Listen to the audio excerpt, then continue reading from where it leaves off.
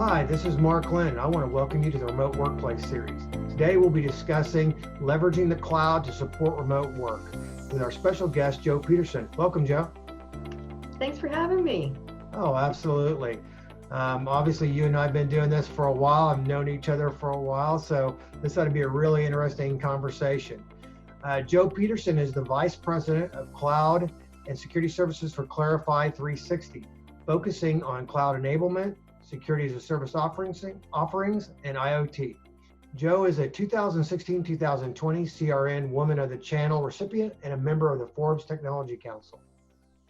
Welcome, Joe, again. Obviously, we're in the middle of some trying times with COVID-19. Interestingly, though, due to that rapid rise of remote work, we're finding that there are challenges that the cloud is helping solve for organizations both big and small. And that kind of leads me into my first question. How rapid of a move to the cloud are you seeing because of COVID-19? Well, it's really interesting. So as far back as 2018, a TechPro research survey shared that 70% of companies were on some sort of digital journey, right? Some moving faster than others. But COVID-19 accelerated that pace. We started out, it was like somebody blew a whistle almost, right? We entered a live stress test for resources, and every IT team that I talked to was really racing to get stuff in place, right? Did everybody have the tools that they needed to work? I'm not just talking about conferencing tools. Everybody thinks about, oh, that's the immediate thought. And we were chatting about that a little bit earlier. But I'm talking about, physical or virtual computers that tie into the corporate systems. I'm talking about a phone system that's a soft phone that can tie in, or some sort of hosted model of phone system. Anything that is going to allow you to securely connect to data. The list just sort of goes on. And so initially we were focused on the tools, right? But what's happened is now we've started to think about this in a bigger picture, and we're more focused on migration to the cloud. And why is that? At the end of the day, you and I, we're customers. Everybody's a customer, right? So customers are demanding to be served digitally, and that's what's speeding things up. And if you look at it, like I had my first telehealth visit. I don't know if you've had the experience of one of those, but maybe pre-COVID, I wouldn't have had one, right? I just, and think about it, like we're ordering our groceries online, we're ordering our medications online. Pick the type of restaurant, Mexican, Japanese, Chinese, Korean, doesn't matter. We're all ordering our food online for takeout. And underneath that are IT teams. IT teams are enabling that sort of e-commerce play that we've all resorted to, right? At the end of the day, customers do not want to see service degradation or be forced to turn clients away, especially in an economy that's hit by a pandemic. So, of course, we're going to see not only a move to cloud, but an accelerated digital transformation. Yeah, that's really interesting because it really impacted the entire business. It wasn't just an area of the business. And, kind of thinking through that a little deeper, what challenges have arisen due to that sudden move given the scale of the pandemic? Yeah, well, I want to be super fair to all the hardworking IT teams out there. People plan for a BCDR, right? You and I have been in IT for a long time, and everybody has BCDR plans. But when I say fair, did we really plan for a scope or duration of this pandemic? I don't think so.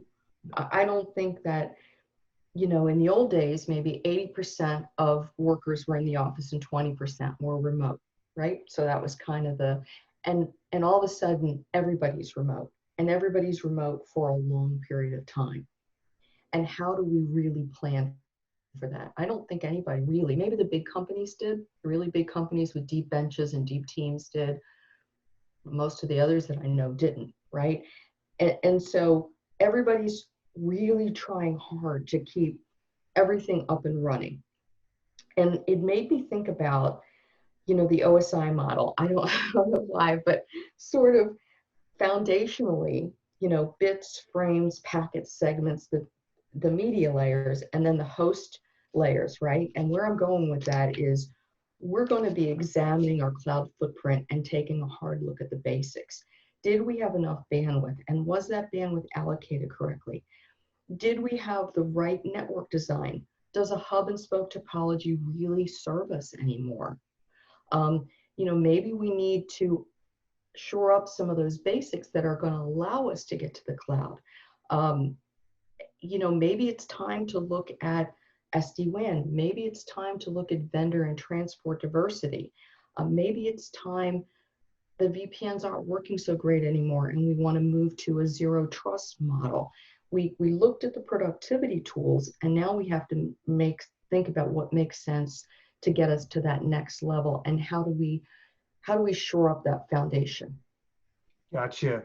Yeah, because it's really, there's a lot more to it. This is not something where you just throw something up and hope it works. There's a lot more to this. There's a lot of thought, planning, and it's obviously been pushed at a much greater speed and compacted.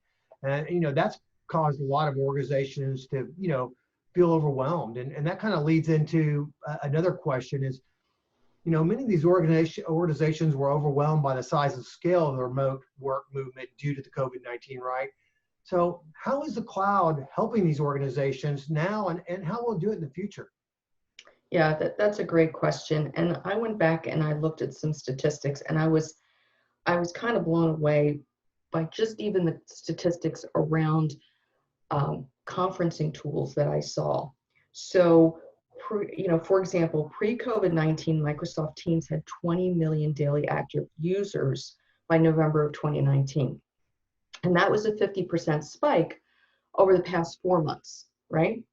So now COVID happens. And according to the data economy, as of March 23rd, Microsoft Teams had grown from 32 million daily active users to 44 million.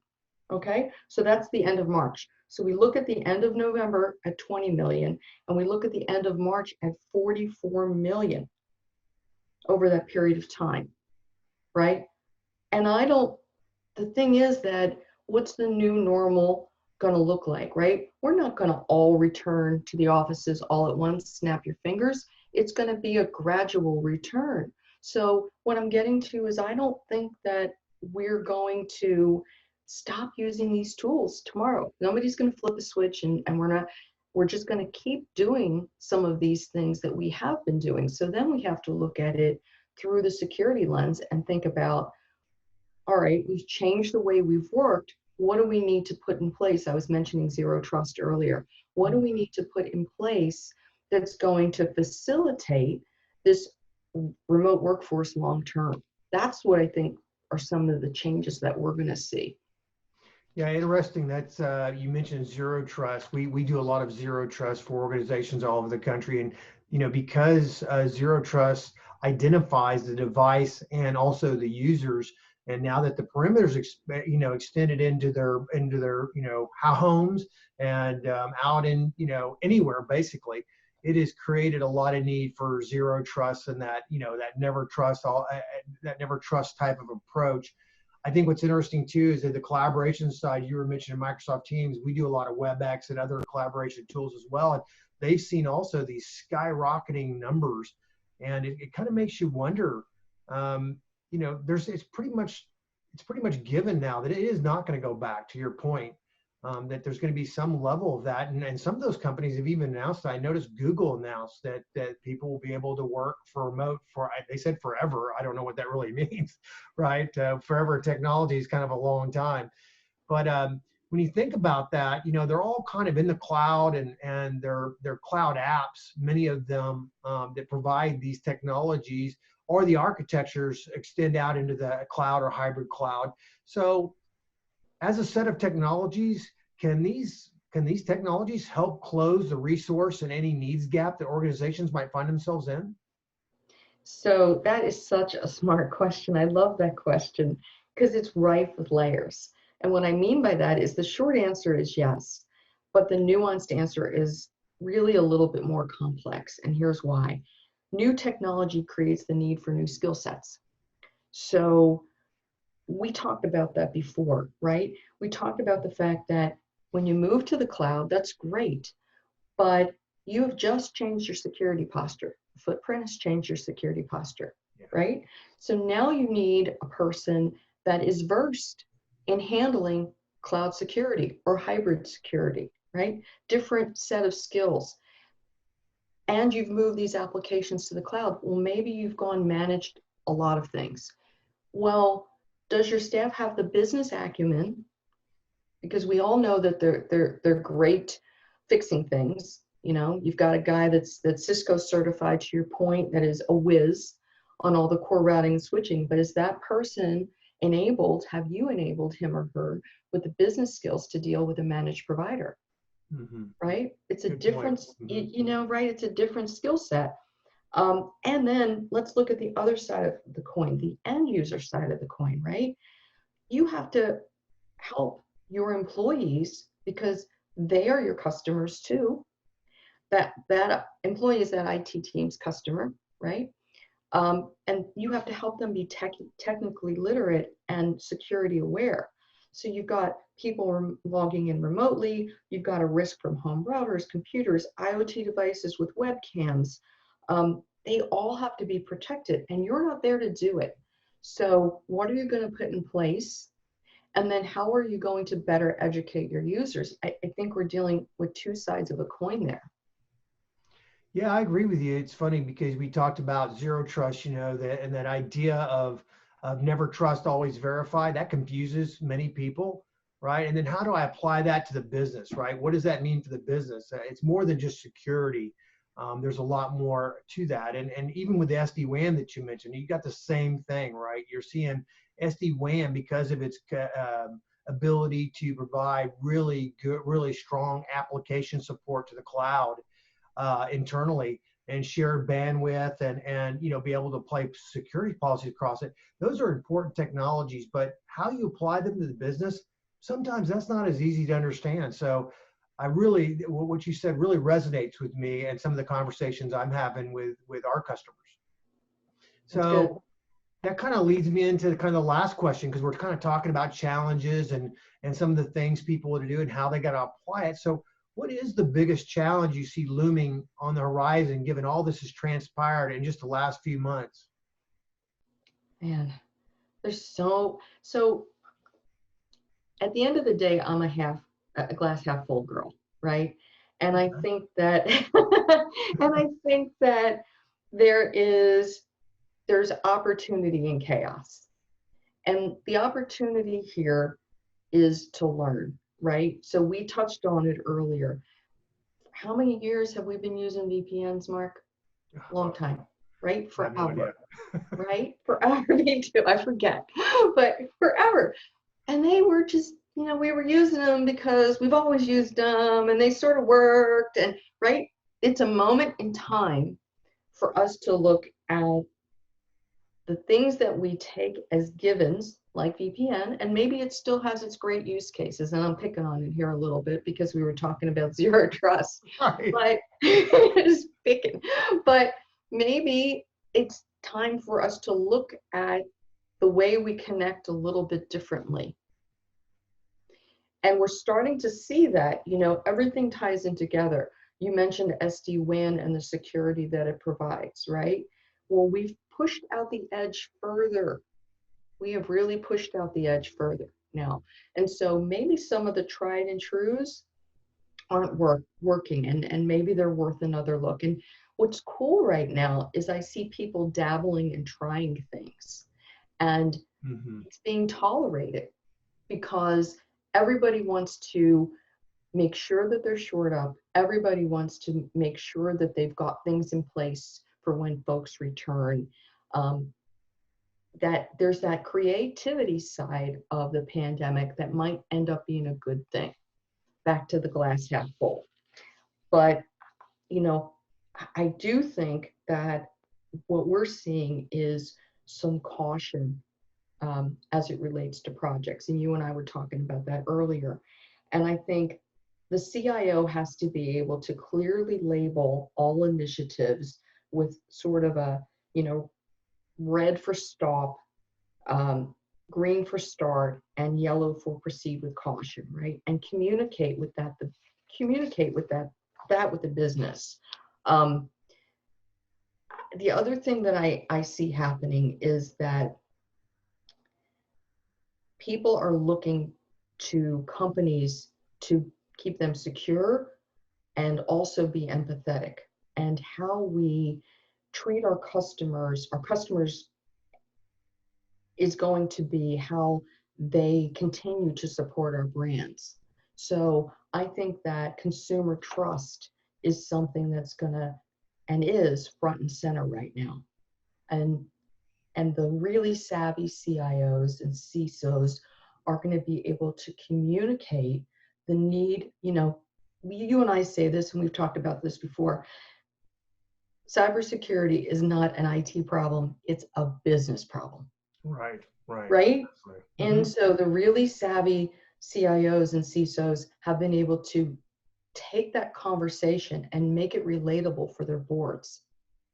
And they're smart to do that because they are holistically protecting not only IT, not only the company, but the brand. And I think that's the kind of behavior that's going to, frankly, protect some folks post-pandemic. Yeah, I really love that answer because, Mark Cuban came out. He has a very similar thought process to you in the fact that he thinks that there's going to be a tremendous amount of innovation. He thinks some of the next great companies are going to come out of this pandemic. And largely that's because the attack surface has grown immensely, if not doubled or tripled. The threat vectors have multiplied. The remote work now has moved everybody out of the office and created challenges they never had to, and that requires innovation. And it really falls in line with many of the things you and I have talked about here today. It's both a terrifying and sad time for those that have been greatly impacted by it, and many of us have. But it's also a time for technology companies and manufacturers and other companies that use technology to better support their customer, right? To reach out and find innovative ways to build that trust, as you pointed out, which is such a critical piece. Well, Joe, I got to tell you, this has been really enlightening, and I want to thank you for all the great insights into this rapid ascent of the cloud and all the things that have happened and its impact on organizational security. It's really been fascinating. I know you and I could talk about it for a lot longer, but I really want to thank you for your time today. Oh, thank you for having me. This has been so fun. Absolutely, Joe. Thank you. Bye.